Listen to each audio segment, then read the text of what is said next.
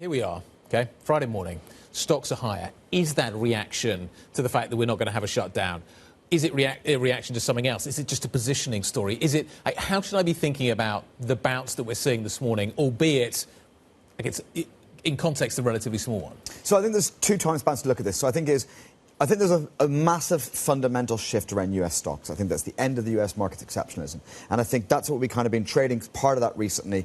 And we're probably due to pause on that because that's a multi-year shift and it doesn't need to go in a straight line. It's been fast. It's been very fast. And part of the reason very fast has been the short-term negativity on top of that that's been really intensified. We've kind of hit a negative spiral of buying the dip suddenly wasn't working. This correction has worked really rapidly. And I think what's happened is we've kind of got overstretched maybe on both those themes. Now, actually, to me, the short-term ones I'm a little bit more nervous about. The price action to me is still pretty poor. And I think, given we've got retail sales on Monday, we've got University of Michigan sentiment today, I wonder whether we have one more washout into next week. Maybe if retail sales is weak, that's what encourages FOMC to be a bit more dovish next week, and that's maybe what turns the story around. What's actually interesting is March 15th is normally the big turn in seasonals, and that actually works with some of the kind of the tax selling effect in the US, and I don't normally put too much weight in that, but if you go back decades, from March 15th is normally a much better period for US stock seasonals, which would tie in with next week starting to get a bit of a relief rally for a couple of weeks. However, ultimately, I think that bounce will be sold into.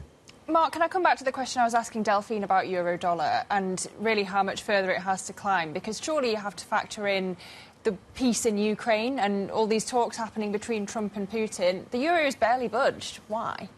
I think that euro-dollar over the next couple of years is going to 130 before 104.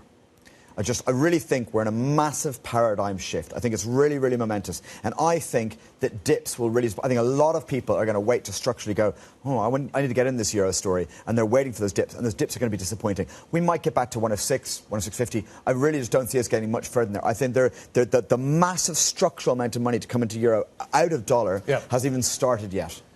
Am I short European stocks, though, from here in the short term?